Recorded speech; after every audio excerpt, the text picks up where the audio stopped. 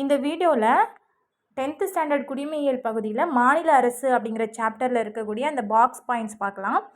இதில் first one 1862 வருஷத்தில் June 26வது நாள் தான் விக்டோரியா மகாராணி வழங்கிய காப்புரிமை கடிதத்தின் மூலம் சென்னை, மும்பை, கொல்கத்தா இந்த 3 மாகாணங்களையுமே உயர்நீதிமன்றங்கள் தோற்றுவிக்கப்பட்டிருக்கு. 1862 ஜூன் 26 யார் காப்புரிமை வழங்கினாங்க அப்படின்னு சொல்லி கேட்டாங்கன்னா விக்டோரியா மகாராணி தான் வழங்கியிருக்காங்க. அதன் அடிப்படையில் 3 மாகாணங்களில் உயர்நீதிமன்றங்கள் தோற்றுவிக்கப்பட்டிருக்கு. சென்னை, மும்பை, கொல்கத்தா இது 3 இடங்களையும் தோற்றுவிக்கப்பட்டிருக்கு. இதில் மெட்ராஸில், அதாவது சென்னையில் ஆரம்பித்த உயர்நீதிமன்றத்தோட வளாகம் உலகத்திலேயே லண்டனுக்கு அடுத்ததாக 2வது பெரிய நீதித்துறை வளாகமாக இருந்துகிட்ருக்கு. நெக்ஸ்ட் பாயிண்ட் 1986 இயற்றப்பட்ட தமிழ்நாடு சட்ட மேலவை நீக்கம் மசோதா அப்படிங்கிற ஒரு மசோதா எப்போ இயற்றியிருக்காங்க அப்படின்னா 1986. அதுக்கு முன்னாடி வரைக்குமே சட்ட மேலவை அப்படிங்கிறது தமிழ்நாட்டிலையும் ஒரு அவை இருந்துச்சு. ஆனால் 1986 தான் எம்ஜிஆரோட பீரியடில் தான் இந்த சட்ட மேலவை அப்படிங்கிறத நீக்கியிருக்காங்க. இதை எப்போ நடைமுறைக்கு கொண்டு வந்தாங்க அப்படின்னா 1986 நவம்பர் 1 நாள் அன்று நடைமுறைக்கு கொண்டு வந்திருக்காங்க. நெக்ஸ்ட் ஒன் தமிழகத்தில் சட்டமன்ற உறுப்பினர்களின் மொத்த எண்ணிக்கையின்படி, மொத்த எண்ணிக்கை 234 உறுப்பினர்கள் இருக்காங்க. அதில் இருக்கக்கூடிய அமைச்சர்களோட எண்ணிக்கைன்னு பார்த்தா 36 பேர் வரை இருக்கலாம் அப்படின்னு சொல்கிறாங்க. இது அந்த 234 உறுப்பினர்களில் 15%, அந்த 15% பேர் தான் அமைச்சர்களாக இருக்க முடியும் அப்படின்னு சொல்லி கொடுத்துருக்காங்க. அதுக்கு அடுத்ததாக மாநில நிர்வாகத்தின் அரசியலமைப்பு தலைவர் யார் அப்படின்னாக்கா ஆளுநர். மாநில நிர்வாகத்தோட அரசியலமைப்பு தலைவர் யார் அப்படின்னா ஆளுநர். ஆளுநர் யாரை நியமிக்கிறார் அப்படின்னாக்கா முதலமைச்சர். அப்போ முதலமைச்சரை நியமிக்கிறவர் யார் அப்படின்னா ஆளுநர். அடுத்ததாக மாநில சட்டமன்றத்திற்கு அமைச்சரவை தான் கூட்டு பொறுப்பாக இருக்கக்கூடியது. அடுத்தது சட்டமன்றம் மாநிலத்தின் உண்மையான அதிகார மையமாக இருக்குது. உண்மையான அதிகார மையம் எது அப்படின்னாக்கா மாநிலத்தோட உண்மையான அதிகார மையம் சட்டமன்றம் தான். இப்போது இருக்கக்கூடிய 28 மாநிலங்கள் மற்றும் 8 யூனியன் பிரதேசங்களில் எத்தனை உயர்நீதிமன்றங்கள் இருக்குது அப்படின்னாக்க மொத்தமாக 25 உயர்நீதிமன்றங்கள் இப்போது இருக்குது. நெக்ஸ்ட் அந்த லெசனில் இருக்கக்கூடிய புக் பேக் கொஷின்ஸ் பார்க்கலாம். மாநில ஆளுநரை நியமிப்பவர் யார்? ஆளுநரை நியமிப்பவர் குடியரசுத் தலைவர். மாநில ஆளுநரை நியமிப்பவர் குடியரசுத் தலைவர். அதுக்கு அடுத்ததாக மாநில சபாநாயகர் யார் அப்படின்னா மாநில சபாநாயகருங்கிறவர் சட்டப்பேரவையை தலைமையேற்று நடத்துகிறவர் தான் சபாநாயகர்.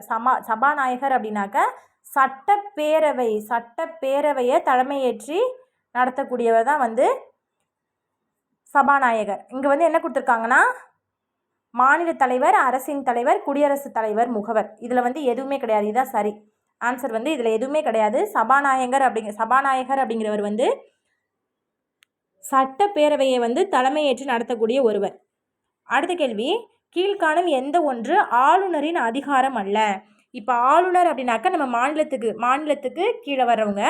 இங்கே அவருக்கு என்னென்ன உரிமைகள்லாம் உண்டுன்னா சட்டமன்றத்தில் அவருக்கு அதிகாரம் உண்டு, நிர்வாகத்தில் அதிகாரம் உண்டு, நீதித்துறையிலையும் அதிகாரம் உண்டு. இவருக்கு அதிகாரம் இல்லாத ஒன்று அப்படின்னாக்கா தூதரகம் யாருக்கு கீழே வரும் அப்படின்னாக்கா பிரதமருக்கு கீழே வந்துடும். அடுத்த கேள்வி, ஆங்கிலோ இந்தியன் வகுப்பினரிலிருந்து ஒரு பிரதிநிதியை சட்டமன்றத்திற்கு யார் நியமிக்கிறார்? சட்டமன்றத்திற்கு நியமிக்கிறவர் ஆளுநர்.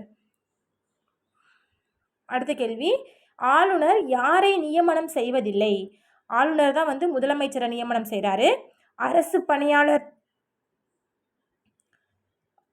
பணியாளர் தேர்வாணையத்தோட தலைவரையும் ஆளுநர் தான் நியமனம் செய்கிறாரு. அடுத்ததாக மாநில தலைமை வழக்குரைஞரையும் யார் தான் நியமனம் செய்கிறான்னா ஆளுநர். ஆனால் யாரை அவர் நியமனம் செய்ய மாட்டார் அப்படின்னாக்கா உயர்நீதிமன்ற நீதிபதிகளை நியமனம் செய்ய மாட்டார். இவங்களை நியமனம் செய்கிறது யார் அப்படின்னாக்கா குடியரசுத் தலைவர், பிரசிடென்ட் தான் குடியரசுத் தலைவர் தான் நியமனம் செய்கிறாங்க. அடுத்த கேள்வி அமைச்சரவையின் தலைவர். இது இப்போ மாநில அமைச்சரவை அப்படின்னு சொன்னாங்கனாக்க அமைச்சரவையின் தலைவர் மாநிலத்தில் சார்ந்தபடி இது முதலமைச்சர். இதே மத்தியில் கேட்டாங்க அப்படின்னாக்க அதுக்கு ஆன்சர் பிரதமர். இப்போ கேட்டிருக்கிறது மாநிலத்தில் தான் கேட்டிருக்காங்க. அப்போ முதலமைச்சர் தான் அமைச்சரவையோட தலைவர். அடுத்த கேள்வி, மேலவை உறுப்பினர் ஆவதற்கு குறைந்தபட்ச வயது அப்படின்னா 30 வயசு வந்து இருக்கணும். அடுத்த கேள்வி, கீழ்காணும் மாநிலங்களில் எந்த ஒன்று ஈரவை சட்டமன்றத்தை பெற்றிருக்கவில்லை? ஈரவை சட்டமன்றத்தை பெற்றிருக்கக்கூடிய 6 மாநிலங்கள் வந்து ஆந்திர பிரதேசம், உத்தரப்பிரதேசம், பீகார், கர்நாடகா, மகாராஷ்டிரா, தெலுங்கானா. இந்த 6 மாநிலங்கள் மட்டும்தான் வந்து ஈரவை சட்டமன்றத்தை பெற்றிருக்கு. அப்போது பெற்றிருக்கவில்லை அப்படின்னாக்க தமிழ்நாடு. தமிழ்நாட்டில் வந்து 1986 தான் வந்து இதை வந்து நீக்கியிருப்பாங்க. அடுத்த கேள்வி, இந்தியாவில் முதலில் உயர் நீதிமன்றங்கள் தொடங்கப்பட்ட இடங்கள். உயர்நீதிமன்றங்கள் வந்து முதலாக எங்கே வந்து தொடங்கப்பட்டுச்சு அப்படின்னாக்க கொல்கத்தா, மும்பை, சென்னை. இதுக்கு வந்து ஆணை கொடுத்தது யார் அப்படின்னாக்க விக்டோரியா மகாராணி தான் வந்து இதுக்கு வந்து ஆணை கொடுத்துருப்பாங்க. 1862 வருஷத்தில் தான் வந்து உயர்நீதிமன்றங்கள் இந்த 3 இடத்துலையுமே வந்து தொடங்கியிருப்பாங்க. அடுத்த கேள்வி, கீழ்காணும் எந்த மாநிலங்கள் பொதுவான உயர்நீதிமன்றத்தை பெற்றுள்ளன? இதுக்கு ஆன்சர் வந்து பஞ்சாப் மற்றும் ஹரியானா. இது கூட வந்து சண்டிகரையும் வந்து சேர்த்துக்கலாம். சண்டிகர், பஞ்சாப், ஹரியானா இது 3 மாநிலத்துக்குமே சேர்த்து ஒரே ஒரு உயர்நீதிமன்றம் மட்டும்தான் இருக்குது. அடுத்த கேள்வி, ஆளுநர் தனது ராஜினாமா கடிதத்தை யாரிடம் வந்து கொடுக்கணும் அப்படின்னு சொல்லி கேட்டு, சட்டமன்ற உறுப்பினர்கள் எம்எல்ஏஸ் யாரால் வந்து தேர்ந்தெடுக்கப்படுகின்றனர் அப்படின்னாக்க மக்கள் தான் வந்து ஓட் பண்ணி சட்டமன்ற எம்எல்ஏஸை வந்து தேர்ந்தெடுக்கிறாங்க.